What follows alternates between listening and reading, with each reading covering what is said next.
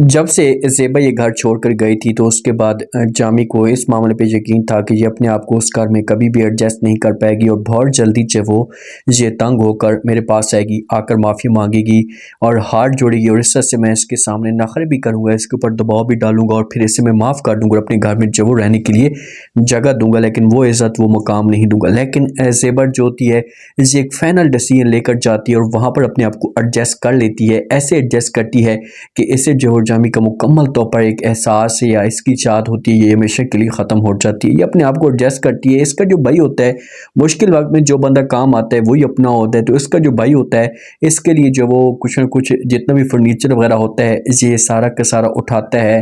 वालिद ने लिया था ज़ेबा के लिए, ज़ेबा की पसंद के मुताबिक, तो ये फिर ज़ेबा के पास भेज देते हैं। लेकिन वहाँ पर जो भाई की बेगम होती है ना, ये तमाशा ज़रूर खड़ा करती है, चीखती है, चिल्लाती, लेकिन ज़ेबा का भाई कोई बात भी नहीं सुनता। जब ज़ेबा जो होती है उन फर्नीचर वगैरह को देखती है, इसके घर में आता है तो अपनी बेटी के पास बैठ जाती है। अपनी बेटी के पास बैठ कर जाकर बात करना शुरू कर देती है और कहती है कि बाबा ने ये सामने जो वो कारपेंटर को बिठाया था और उसकी मर्ज़ी के मुताबिक, हमारी मर्ज़ी के मुताबिक ये सब कुछ उसने लिया था कि हमें जो वो ये चीज़ें अच्छी लगें, और आज देख ले कि मेरे भाई ने जो वो आपके मामू ने इतनी बड़ी कुर्बानी दी है कि वो सारा का सारा फर्नीचर वापस मुझे भेज दिया है।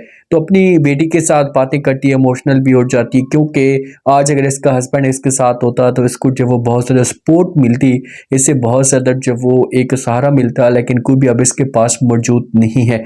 ये उदास होती है, दुखी होती है, लेकिन अपने आप को एडजस्ट करने की कोशिश कर रही होती है।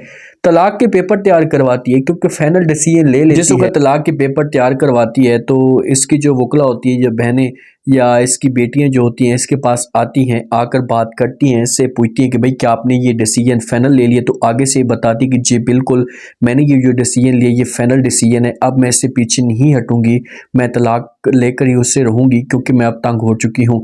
तो तलाक के पेपर जो होती है छपवाती है और ये जामी के घर में भेज देती है। अब जामी तो यकीन करके बैठा हुआ होता है, इसने तो इस बार में बिल्कुल सोचा भी नहीं था कि ऐसा बिल्कुल होगा। तो जब तलाक के पेपर जाते हैं जामी के घर में, देखता है वकील इसके पास लेकर जाता है तो ये बड़ा शॉक्ड हो जाता है। वकील बताता है कि भाई ज़ेबा की तरफ से तलाक के नोटिस हैं और वो आपसे तलाक लेना चाहती है। इसे यकीन तक नहीं आता कि भाई ऐसा कैसे हो सकता है।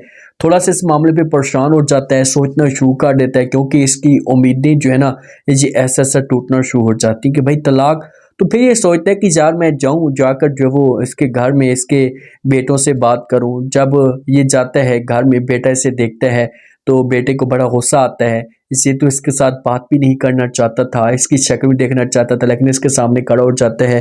बेटा कहता है कि हाँ भाई आप क्यों यहाँ पर आए हैं। तो आगे से जामी जब ये बात सुनता है तो इसे कहता है कि भाई आपकी जो माँ है ना ये तलाक लेना चाहती है, आप खुद सोचें इस मामले पे कि क्या उसकी उम्र है तलाक लेने की, क्या वो इस उम्र में तलाक ले सकती है। आप खुद उससे ये बातें पूछें, मेरी बात माने तो लोग क्या कहेंगे, लोग थू थू करेंगे, इस तरह से आप लोगों की बदनामी भी होगी, मेरी भी बदनामी होगी। उसे समझाने की कोशिश करें। अब ये बंदा रोकने की कोशिश कर रहा है, अब ये चाहता है कि यार किसी भी तरीके से सारे के सारे मामला जो वो ठीक हो जाएं और तलाक जो वो ना ले। लेकिन जो ज़ेबा इसने तलाक का फैसला कर लिया और बेटे चूंकि ये साफ अल्फाज में जामी को इनकार कर देंगे अपने वालिद को कि भाई आपने जो बात भी करनी उसी के साथ करें, हमें जो इस मामले पे किसी किस्म का कोई मसला नहीं और हम किसी किस्म की कोई भी बात या बहस नहीं करेंगे, तो ये मायूस होकर यहाँ से चला जाएगा। कुछ टाइम के बाद जो फ्रेंड है जामी की इसे दस्तक देती है ज़ेबा के दरवाजे पे, तो आगे से जो बेटी होती है ज़ेबा की ये दरवाज़ा खोलती है और पूछती है कि भाई कौन, आपने किसके साथ मुलाकात करनी है। तो ये फिर